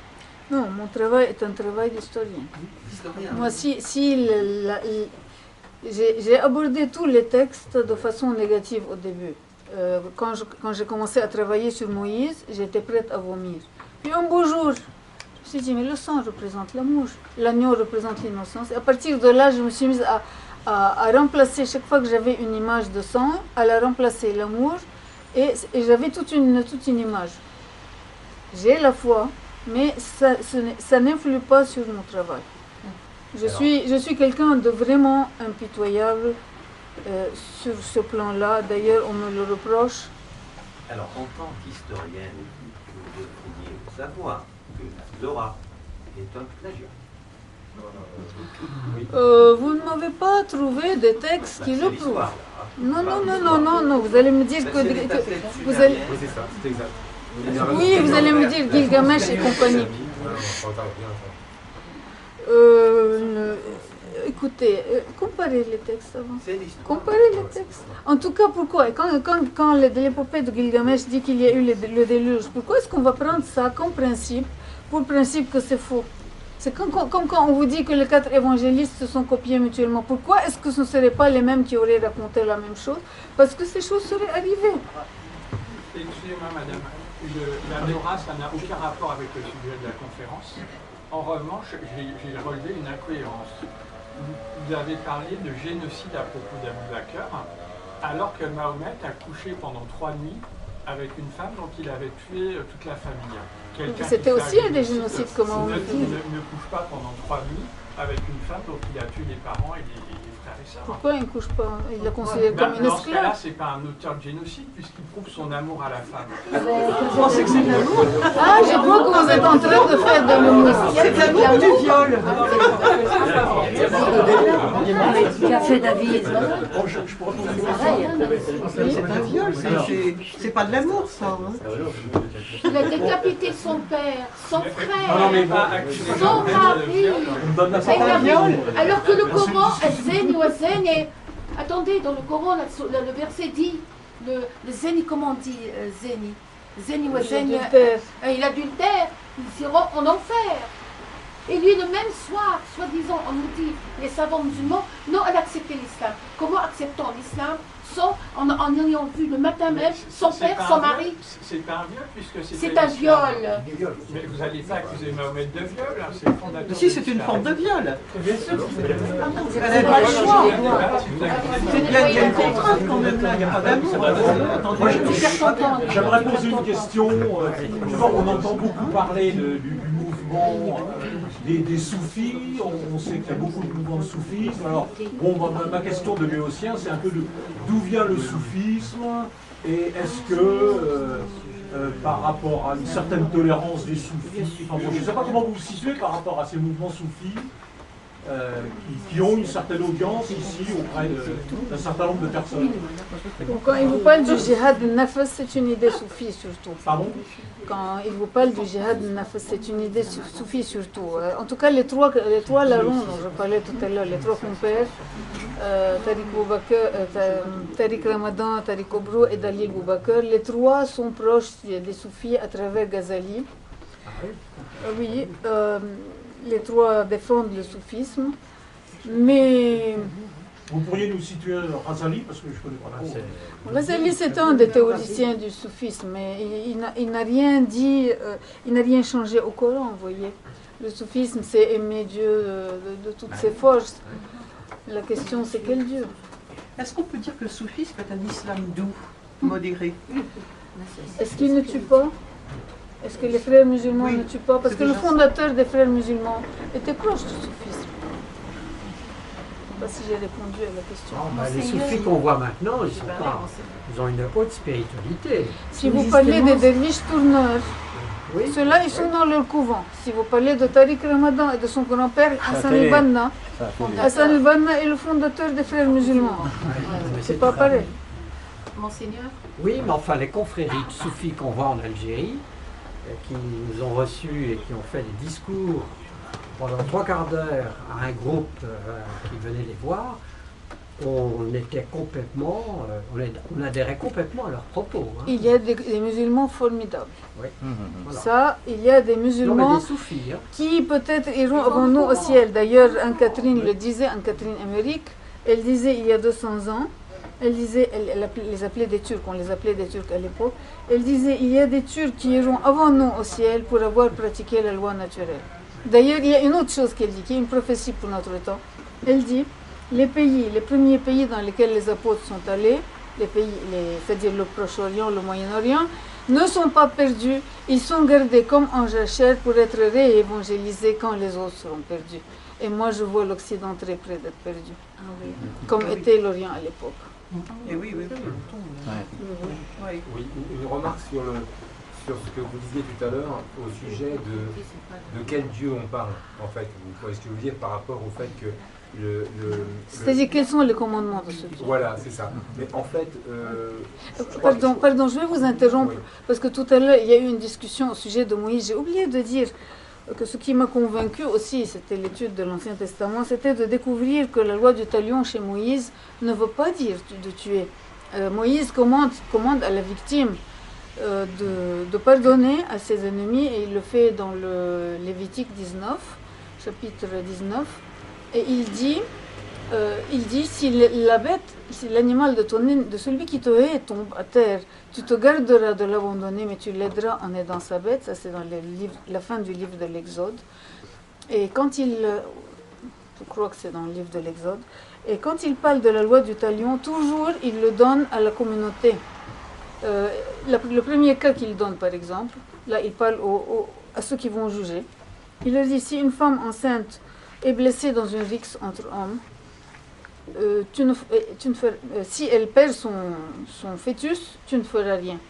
Mais si elle est blessée, tu te garderas de te taire, mais tu réclameras l'œil pour l'œil et la dent pour la dent.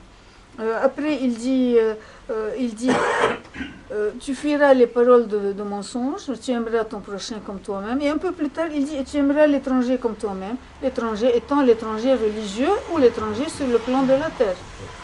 Et pour répondre à ce que vous dites, ce n'est pas ma question, mais effectivement, vous parlez des génocides commis, des meurtres, effectivement, par le prophète de l'islam et les califes d'ailleurs. Mais effectivement, dans l'Ancien Testament, il y a le pire et le meilleur. On trouve aussi... Oui, là, je ne peux pas expliquer, je vous dis franchement. Mais je vois que l'essentiel...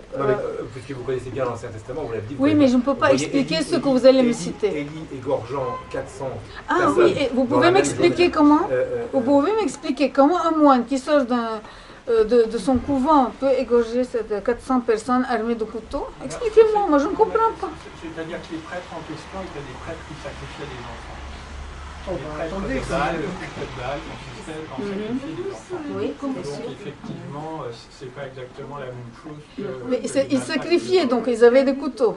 Lui, il était seul, il n'est pas arrivé avec un couteau. Non, qu'on je parle du sache. texte, c'est ce qu'il dit dans le texte. Oui, mais Voilà, dites-moi la d'accord. logique. Non, chez nous on dit que c'est l'épée de sa langue. C'est... L'épée de sa langue. C'est comme dans l'Apocalypse, comme dans Saint Paul, il vous dit d'accord. la parole de Dieu est une épée à deux tranchants. En tout cas, vous ne pouvez pas l'expliquer autrement.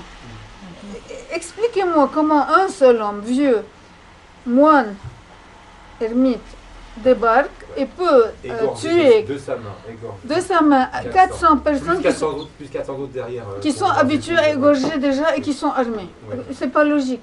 Non, mais il n'était pas seul non plus, hein. On ne sait pas, on n'était pas là. Et s'il l'a fait avec une aide surnaturelle, Dieu est le maître Non, de mais la vie. pas surnaturel, avec d'autres hommes. Bon, voilà, c'est lui Bon, le chef. Élie, non, il est Non, montré mais je comme sais pas. étant seul. à Non, mais je l'époque. dis, c'est ce qu'il y a dans le texte. Je veux dire, voilà, c'est ce qu'il y a dans le texte. Oui. Pour parler des références historiques, sur quoi on se base des textes. Mais c'était pas bon. Moi, Saint-Élie m'a posé beaucoup Enfin, de problèmes. en tout cas, c'est ce qui est enseigné Je sais. dans la Bible, hein, voilà. Je sais. Donc, Moi, on enseigne ça aux enfants, Saint-Élie m'a voilà, posé... moi, ça me choque, ouais. Saint-Élie m'a posé problème à moi. Ou alors le massacre de Jéricho aussi, hein, Non, égorgé. Jéricho, ils les ont massacrés. Ah bon. Voilà, massacre Non, homme, mais femme, revenons enfant, à vieillard, Saint-Élie. homme, femme, enfant, Revenons, vieillard, je peux expliquer Saint-Élie. Je vous dis, je ne peux pas expliquer. Je peux expliquer ça. Je peux expliquer ça, je ne peux pas expliquer l'autre. Saint-Élie, on remarque que Saint-Élie, en tout cas dans nos pays, il fait beaucoup de miracles, comme Saint François d'Assise. Donc il devait être du même genre, sinon Dieu ne lui ferait pas de miracles. Et en plus, Jésus le compare à Saint Jean-Baptiste. Donc, donc partant de ça et des miracles que nous voyons, parce que Liban, Saint-Élie est un de ceux qui font le plus de miracles et qui en ont toujours fait dans l'histoire. Il est même le saint national pour cette raison. Il y a un problème dans le texte en tout cas. Alors. Il y a un Bien sûr, problème dans le bien texte. sûr. Moi, je préfère ne pas lire le texte, moi. Quand j'ai un problème, pourquoi est-ce que je vais aller fouiller dedans? D'accord. Mais alors tout, Isaïe, Jérémie, Ézéchiel, Daniel, tout ça, il n'y a pas de problème. Là, je vous le garantis, je pourrais vous les expliquer mot à mot. On n'a pas le temps, Vous il avez le recul pour comprendre me ça, faudrait des années. Vous avez le recul pour comprendre ça. Parce Et que je c'est me ce qui est manque, enseigné- parce c'est que ce je qui me est- manque du C'est résultat. ce qui est enseigné, par contre, le texte tel qu'il est enseigné dans le catéchisme aux enfants de 4 ans. Oh non, non, non, il y aura des choses violentes comme ça. Moi, je me Non, mais manque c'est pas du quelques résultat. péchés que vous lisez, Je mais moi, cherche, j'avais lu ça. quel que soit le résultat, je vais trouver. C'est-à-dire, j'ai commencé en étant anti-Moïse et anti-Élie. Moi, j'ai été éduquée dans ma famille avec l'idée que Moïse était sexiste, obsédé sexuel, avec l'idée que Élie était un assassin, etc. Moi, ma famille est la famille qui a le plus propagé le culte des Phéniciens. Mais ils étaient bons, quoi. Ils étaient bons. J'ai fini par les convaincre après beaucoup d'années. Après beaucoup d'années, des décennies, j'ai mis à les convaincre, mais ils ont fini par se convaincre que l'Ancien Testament était une religion d'amour. D'accord. Mais, comme je vous dis, il y a les choses... Il y a des choses que vous enlevez chez Moïse. Quand vous enlevez certains passages, vous faites dire au texte le contraire de ce qu'il dit. Et ça a permis aux pharisiens de l'exploiter à leur façon, et ils l'ont utilisé, et ils l'ont empêché d'être détruit. Il aurait été détruit sinon. Vous pouvez dire ça du Coran Et aussi. alors, la question de... Non, vous ne pouvez pas dire ça du Coran. Je parle moi des choses de base. Les choses de base, c'est-à-dire aimer vos ennemis. Parce que ça vous donne la vie dans votre corps. Si une main frappe l'autre main parce qu'elle est malade, l'autre main ne va pas le lui rendre. Si ma main ne rend pas le sang au cœur, elle meurt. Donc ces principes qui font que vous êtes vivant sur le plan physique, ils se trouvent dans la religion chrétienne. Ils ne se trouvent pas dans la religion musulmane. Vous n'avez pas lu alors. Si vous avez Je l'ai cette pas version. sur moi, j'ai des sourates magnifiques. Bien, lisez tout. Non, oui, Les d'accord, choses essentielles. d'accord. Les Il y a choses aussi- essentielles. Le meurtre, l'idôlatrie, l'adultère. Pas saucissonner. c'est Non, vrai. sur saucisson, Là, il y a des belles sourates. Madame veut parler. S'il vous plaît, je voudrais juste dire que Marie dans le Coran, c'est pas la mère de Jésus, c'est la sœur de Moïse et d'Aaron. Il y a 1000 ans de différence. Exactement. Il y a Voilà. beaucoup de confusion. Oui, c'est très important. Oui. Et l'abrogeant et l'abrogé, ça ne peut pas être d'un Dieu qui se contredit. Il n'y a que le diable qui se contredit. C'est très important. Oui. Quand Dalil Boubacar, le saint patron de la Taqi, ainsi que Tariq Obrou, que j'ai eu lors d'une émission, il parle de l'islam de Mecca. Ok. Et je parle comment on a parlé de Saint-Élie qui tuait lors d'une émission, d'ailleurs ça n'a pas été enregistré, avec Tariq Obrou sur France 24 en arabe. Je parlais de l'amour du Christ. Et il me fait sortir, oui, et sur un ton, vous savez, il a frappé sur le truc, et il me dit, oui, avez-vous oublié que Jésus a dit, amenez-moi mes ennemis, égorgez-les? Je dis, oui, c'est vrai, mais vous oubliez que vous ne connaissez pas une chose, que le Coran ne vous a pas fait découvrir, connaître les paraboles. Jésus parle en parabole. Il n'a jamais tué Jésus. Jésus, le jour de sa passion, Pierre, quand il a... il a dit par l'épée, celui qui utilise l'épée finira par l'épée. Et donc, il ne faut pas prendre, il faut prendre aussi les paraboles. Je veux dire, pour Saint-Élie, jamais il l'a tué. Il est amour. Il est amour. Et Marie, qui est dans le Coran, c'est pas Marie de Jésus. Et il l'a abaissé. Il l'a rabaissé, parce que quand on utilise un terme vulgaire, excusez-moi, il a soufflé. Oui, il a soufflé l'esprit dans son vagin, alors que l'esprit descend. Non. Et il y a un autre endroit où en tant qu'ancienne musulmane et fille d'un cheikh qui a enseigné la théologie islamique à la Jama'a Zaytoun à 37 ans, pour moi, Mohammed, c'est l'œuvre d'une hérésie judéo-chrétienne ébonite ou je ne sais pas quoi, qui avait la haine du Christ en tant que fils de Dieu, mais prophète, hein, et donc il est l'œuvre. Il n'a jamais été prophète. Pour moi, comment dire, c'est le diable. Moi, en tant qu'ancienne musulmane, jusqu'à la fin de ma vie, c'est le diable. Vous voyez, elle parle beaucoup plus fort que moi. Effectivement, ce que je voulais vous dire, c'est qu'effectivement, l'imposture... Il a aboli les 10 commandements. L'imposture de base... Le vertuer 171 fois le vertuer. L'imposture de base dans... Mais peut-être que tu pourrais lui répondre au monsieur au sujet des sourates magnifiques. Vous pouvez me donner la magnifique, j'aime bien la méditer. Oui, donnez des exemples. 9, là où il vous dit au verset 6 et 29. Non mais un extrait, je n'ai pas toute la sourate. Et le 28, c'est très important pour vous les infidèles. Vous êtes des infidèles pour le musulman. Pour le musulman, vous êtes une impurité. Une impureté vous êtes. Pour le musulman. Le verset 28. D'ailleurs, je l'ai mis ici en photocopie avec le commentaire. Avec le commentaire, ça c'est la publicité, les choses que diffuse l'Arabie. Alors il dit, j'ai eu un peu honte de mettre le verset en soi, je suis désolée, j'ai mis le commentaire des Saoudiens. Leur impureté, celle des Juifs et des chrétiens, est spirituelle et physique. Spirituelle car ils ne croient pas en l'unicité d'Allah et en son prophète Mahomet, et physique car ils manquent d'hygiène personnelle, très sale en ce qui concerne l'urine, les excréments et le sang. Raconté par Abu Huraira, le messager d'Allah dit, ça c'est dans le hadith, l'heure de la fin n'arrivera pas avant que vous ne combattiez les Juifs, et la pierre derrière laquelle un Juif sera caché dira, ô musulmans, il y a un Juif derrière moi, donc tue-le. Ça, c'est les textes sacrés, vous avez ça? Non, mais on trouve des trucs horribles. Non, pas oui. Vous allez méditer ce soir ce verset qui est très bien. Ô prophète, nous t'avons rendu licite les épouses à qui tu as donné leur mahar, ce que tu as possédé légalement parmi les captives. Légalement, c'est-à-dire qu'il les a capturées. Qu'Allah t'a destiné, c'est Allah qui lui a destiné les captives. Hein. Les captifs. Les prisonniers de guerre, c'est comme ça que vous les traitez. Les filles de ton oncle paternel, les filles de tes tantes paternelles, les filles de ton oncle maternel, les filles de tes tantes maternelles, celles qui avaient émigré en ton compagnie, ainsi que toute femme croyante, si elle fait don de sa personne au prophète. Vous me voyez, moi, ô prophète, j'aime bien être votre... Pour que je gagne le paradis, il me dit, dégage, je suis une handicapée. Bon, il veut les petites. Voilà. Et pourvu que le prophète consente à se marier avec elle. Il n'y a pas de ça, il faut connaître le mot arabe. Le mot arabe, yastankiha, copulation, il n'y a pas de mariage. Il accepte de la baiser, c'est ça le mot. Oui, copuler. Moi, quand je crée sur ma page, je mets copuler. Le terme mariage, il n'y a pas en islam. Il y a copuler, il y a une dot pré avant la consommation et une dot après quand il dégage. Voilà. Il y a une chose à la sourate, je pense, le Baqara 230, monsieur, qui est très... ça va vous donner beaucoup de choses. Et bien, quand le monsieur, il répudie sa femme, il choisit un mec pour coucher, et il a précisé, Mohammed, il faut qu'il y ait des rapports sexuels ensemble. Et bien, à ce moment-là, s'il est toujours libre le premier, il peut la ramener. Et ça, c'est pas une incitation à la débauche, monsieur. Si, c'est la débauche. Oui. Hein? Vous savez qu'il existe en Orient des gens dont la profession est de coucher avec les femmes divorcées pour que leur mari puisse les répudier.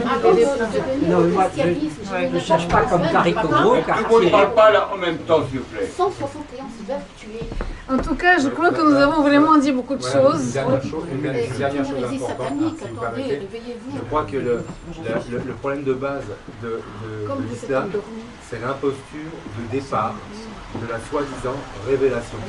Et s'il y a tant d'incohérences dans le Coran, des choses justement qui sont très très mauvaises et soi-disant un enrobage de choses, c'est que la révélation, le Coran est censé avoir été révélé par l'ange, par l'ange, etc.